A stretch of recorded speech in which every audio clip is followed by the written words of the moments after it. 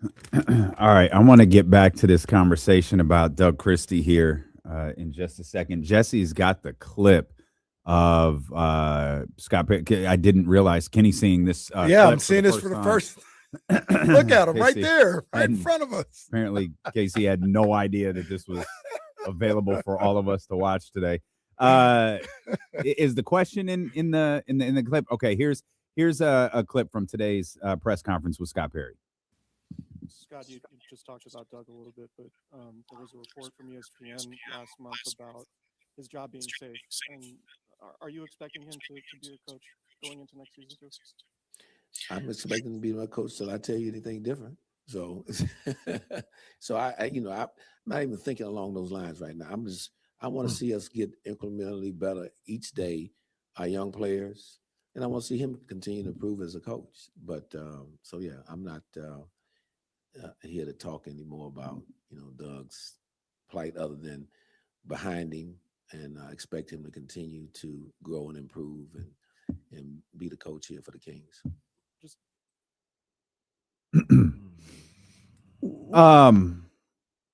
What do you mean you're not worried about that right now?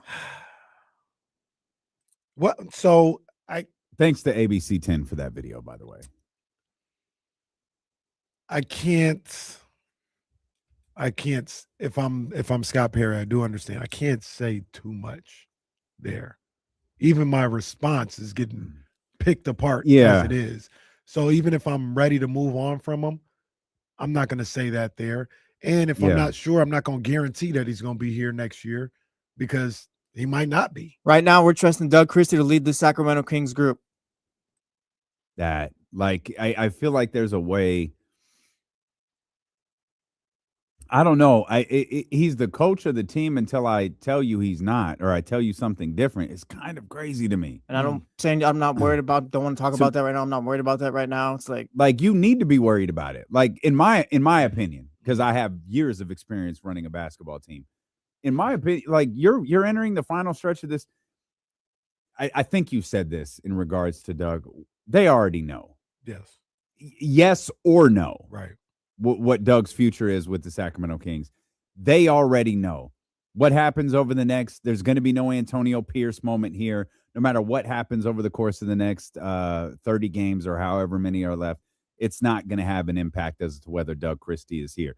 It's the same roster. We speculated maybe if you wipe this out a little bit, maybe if Levine is gone, maybe if DeMar is gone, and that's another thing we should mention. Scott did say there are no buyouts coming. DeMar DeRozan is going to finish the year with the Sacramento Kings. Zach LaVine is going to finish the year with the Sacramento Kings. There's no buyouts ahead for any of those guys on this team. But yeah, like you've all of this stuff has to be at the forefront of your mind right now. And I don't know. I don't know what Doug could do differently. We have asked that question a million times. What could Doug do differently? I'm of the belief I don't think Doug is going to be back. And listening to Scott today, especially that last remark, made me think, I don't think my guy's gonna make it back. And here's the second part to what I was gonna ask. Who does Scott Perry think he's the general manager for? Because how appealing is a Sacramento Kings coaching job when you fire Mike Brown, who was successful, when you fire Doug Christie, who wasn't, and you still have the big bad owner lurking over all of this? Now let's go with what the common narrative is. Monty and Wes wanted Mike, but Vivek didn't. Monty and Wes got Mike until Vivek decided he was the owner. Now, there's all sorts of different reports about sleep on it. No, let's wait and see. Maybe Vivek wasn't behind it. Narratives tend to shift when Vivek Ranadive is involved. But you're going to be involved as the head coach of the Sacramento Kings. You're going to be involved in so much nonsense. Doug has been here. He is familiar with the nonsense on every level. Ownership, front office, meddling minority owners, leaks to the media. He is intimately aware of all of that. You going to bring who in to say, no, let me get you acquainted with Sacramento? A young coach? Well, Doug's a young coach. Why don't you write it out with him? You're going to go with a veteran coach. Okay, there's going to be a veteran coach who wants this job. Okay, which one? Well, Tom Thibodeau was out there. He's 68 years old. You got Taylor Jenkins out there. He seems to rub a lot of people the wrong way. You got Mike Woodson on staff. He's 67 years old. You've got your ties to the New York Knicks with him. Who wants this job? You don't think other organizations are going to call Taylor Jenkins? Tom Thibodeau? They're going to call Mike Woodson. See, that's the one. That's the one. I don't know if his phone is ringing. I don't know if but I don't think Mike Woodson is here by accident.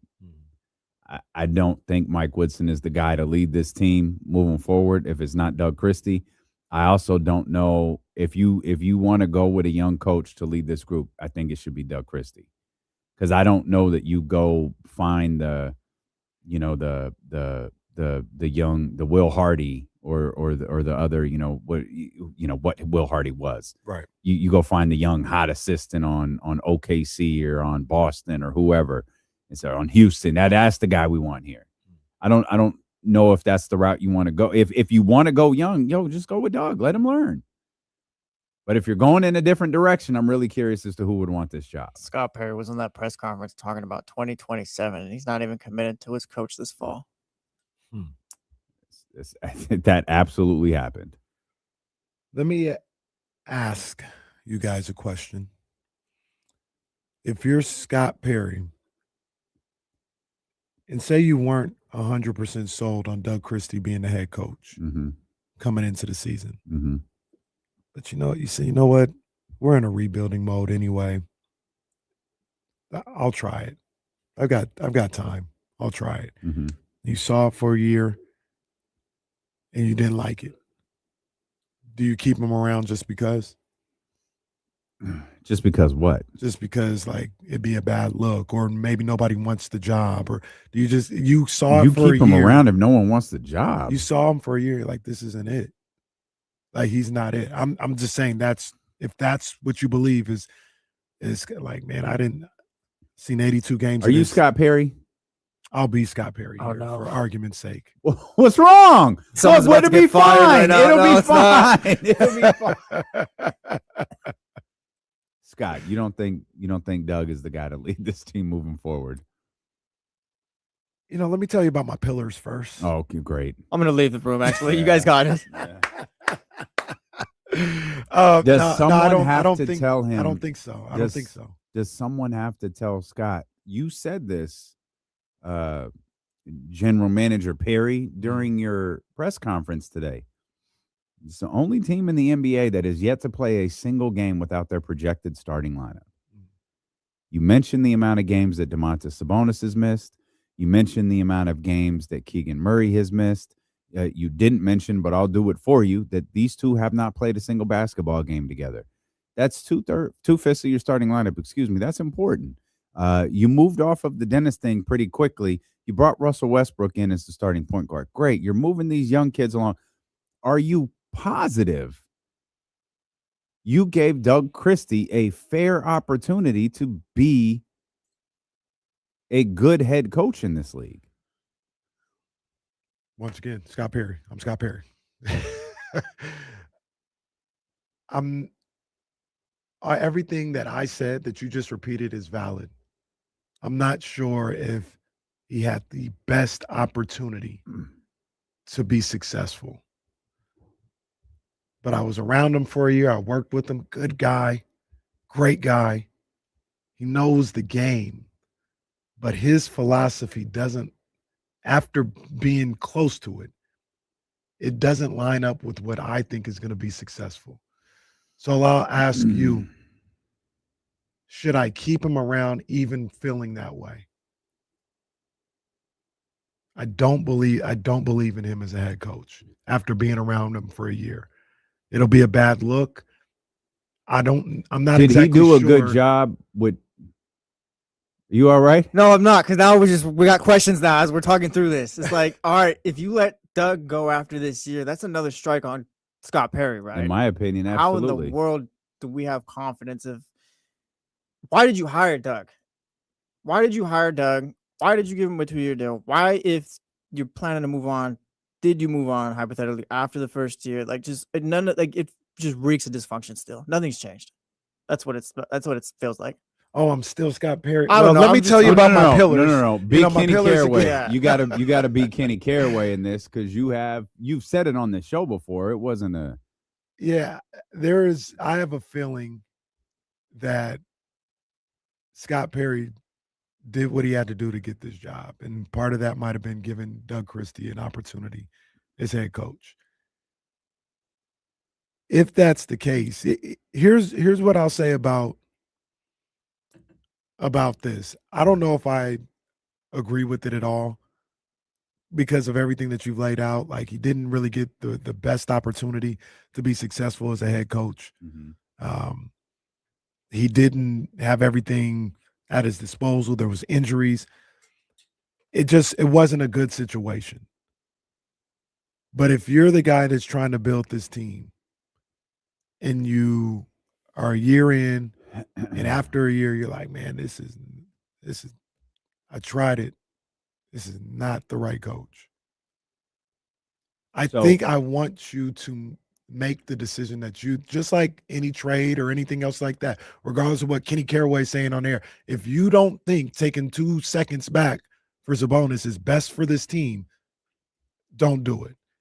If you don't think Doug Christie being the coach for this team is best for this organization, then move on from him. But here is where I'm going to begin to question you as the general manager. Oh, I'm Scott now. No, I'm messing with you. Because Jesse's right. It would just end with one of us storming out of here.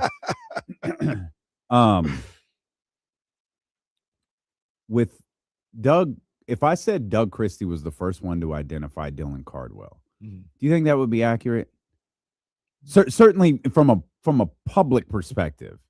Do you think that would be accurate? I think, because I always go back, and I know I've referenced him before, the Fan Fest, just Doug, in a string of like 3, 4, 5 days, he kept saying Dylan Cardwell's name. Well, Doug told that story, and then when they first saw Dylan, he's like, "Oh, we got something here," and the assistant coaches were teasing him or something like that, like, "Oh, you're just falling in love with a prospect." But like, Doug saw him. So you have Doug, or excuse me, you have Dylan, and you have Max, 2nd round pick, showed a lot of potential in summer league, has had moments here and there on an NBA floor. You have Neek. Neek is a little, despite the fact people saying he's the most NBA ready prospect in the draft, there's still like some, rocky points, but we've seen him had some good moments. If I said Doug is connecting with the young players, do you think that that's accurate? Yes. I think it could be difficult for Doug with a 37-year-old, a 36-year-old, both Hall of Famers, both nearing the end of their career, both in the losingest situations they've ever been in. I think, maybe I'm remembering this wrong, I think Russ took Washington to the playoffs. Mm-hmm. Like, neither one of those two guys have ever been in a situation like this. Zach LaVine, I don't even know that he's been in a situation like this, but Zach LaVine is just he's just always going to be an odd player in this league. Always. If I told you Doug is having a different, and Domas, I don't know. I don't have a clue what Domantas Sabonis likes. But if I told you Doug, that's the only thing I can think of. Doug is having a difficult time connecting with the older players because they're feeling a certain way about the way that this season is gone, the fact that they're still here, the fact that they weren't traded. But he is really, really connected with these younger guys. Would that change your thought process to what you should do next year? Damn. If I was Scott Perry, I mean, man, you've already kind of put yourself in a position where you can't. I look, I understand everything that you guys are saying. I'm asking you guys, if he does not believe that that's the guy, should he keep him around just for optics? No, you shouldn't. But also, then we have to have the conversation about how Doug or Scott Perry keeps cleaning up his own mess. But this isn't that's a great point. But this isn't an optics question to me. This is a question of the makeup of the basketball team. That's fair too. I'm not asking fair. you to protect optics or the way that things look. Yeah. I'm asking you if your idea is to get a younger group in here, will you have a coach that is connecting with younger players? Get the guys who are going to the Hall of Fame somewhere else and get these veterans in here. Maybe figure out where Domantas Sabonis' head is at and try to work with that if you can't move him this offseason or can't get your value, whatever. Figure that out later. Try to get the other two out of here. Russ's contract will be expiring, and you can move forward with another draft pick coming in. We got a couple of picks. We're gonna try to be as good in next year's draft as we were in this one. And as Scott pointed out, free agency. We're gonna have another opportunity then, to improve this basketball team and to step to the direction we want to go. I'm with you and I understand it. I just go back to, if he doesn't think that's the guy, then I don't. Then that's where I go back to Jesse's, and I feel like I know what you're going to say with this. This is Scott Perry cleaning up another Scott Perry mess. Yeah, that is so. He is, but I always ask the question, like even with Dennis Schroeder, if it's a mess, do you just not clean it up because you made the mess?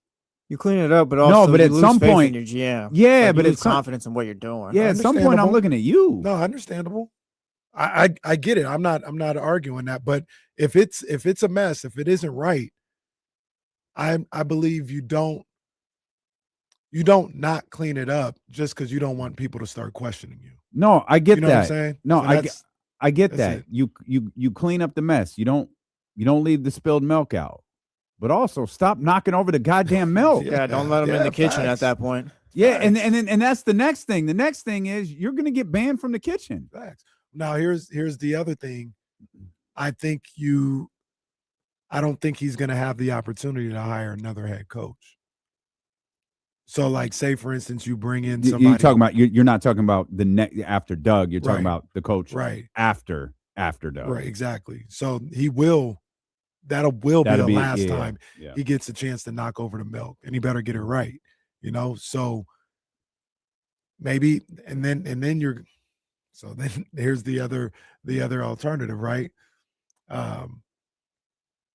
He doesn't think Doug is the guy, but he's looking at self-preservation here, and he said, I ain't gonna start my clock yet. We ain't doing nothing next year. All these guys that he couldn't get to next year, they still gonna be here next year. So I'm not gonna start my clock. I'll bring him back. I'll let Doug coach again in this losing situation. Are we not saying you guys are? I'm just asking the question. Are we okay with that? Doug coaching next year? Yeah. For me personally, yeah. I mean, I don't love the idea of hiring a coach, and like I'm not even sure if Doug's a good coach or not. Like looking at this here, it's kind of an impossible job to do, but if we're firing Doug after this year, like great, you cleaned up your mistake, but also like there's no faith in Scott Perry and what he's doing.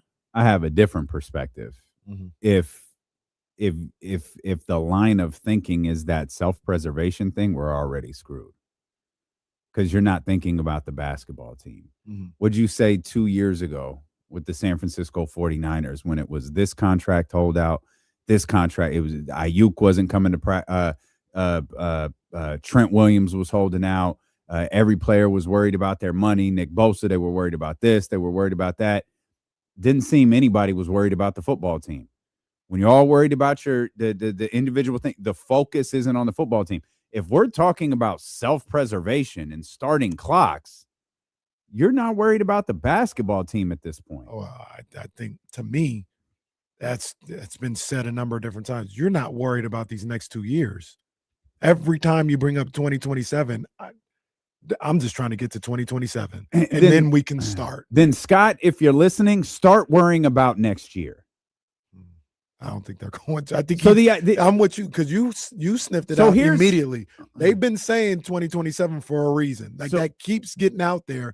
I think they're laying the ground for nothing matters until 2027. Then here's what I'll tell you definitively on February 6, 2026. If that's the case, Scott Perry is bad at his job. I don't need much more time to decide that. If the idea is we're going to sit and wait, excuse me, I'm just going to die on the goddamn radio. Just everybody go along on with the it. radio. Though. Hit the thumbs up, hit the like button, and clip it when I die, and post it everywhere. I feel so weird if we actually do have to clip that. He said, "Yeah, go ahead." Yeah, it's fine. It's perfectly fine. Hey, just and the caption can be following through with his wishes. If the idea, every general manager in the league can work around contracts. We've seen Anthony Davis, who barely plays professional basketball anymore, traded twice in over the span of a year. Yeah.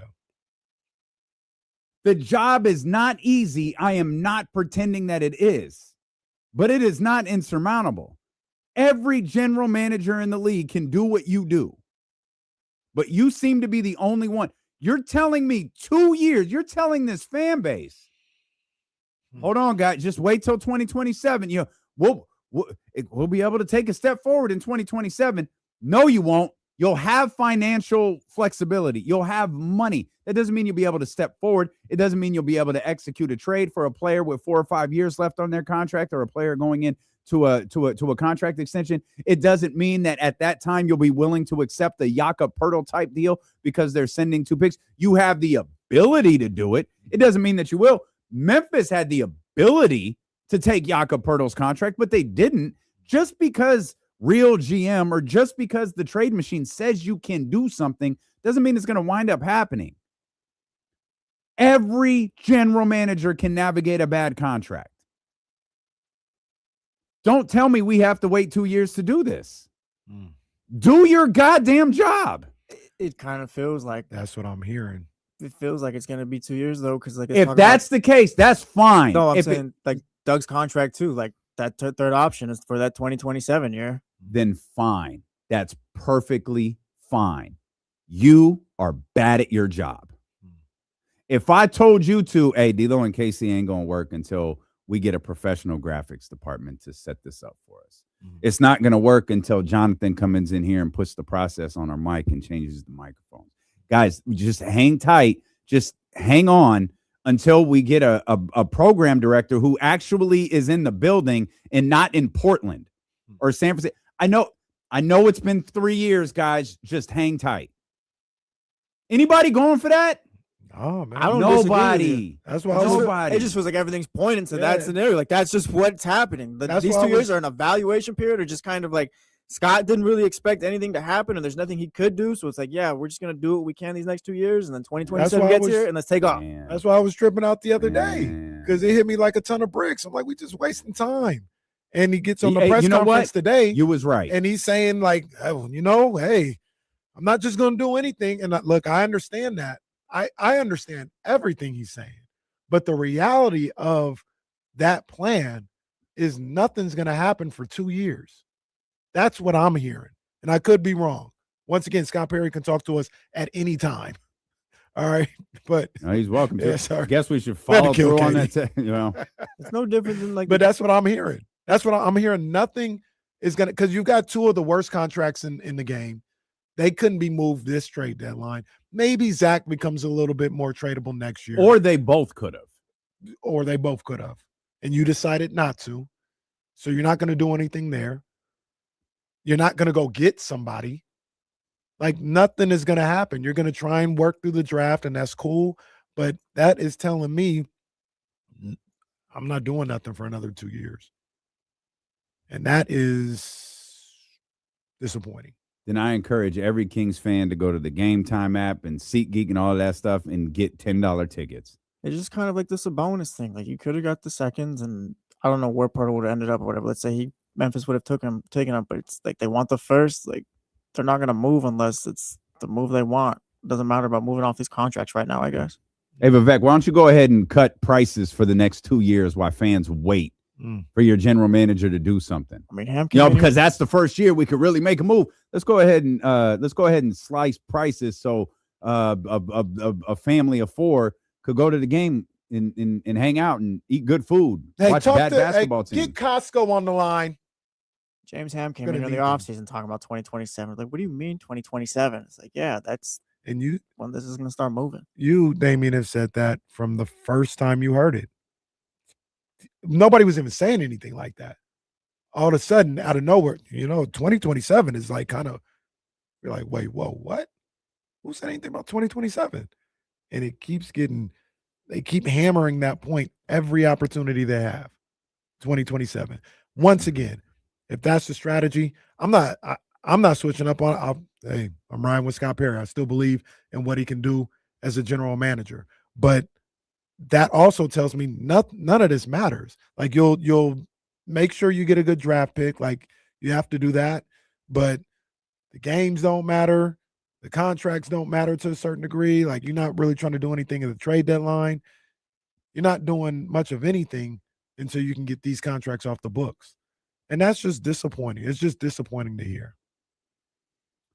All right, we'll come back. There's some more Kings basketball to talk about. I want to talk about the Super Bowl. Oh, you know what, everybody? I'm sorry. Don't bother. Come back in 2027. We'll have something to talk about in 2027. Not listen to him. Please don't listen to him. We will get fired. We will lose our jobs if we do that. ESPN 1320.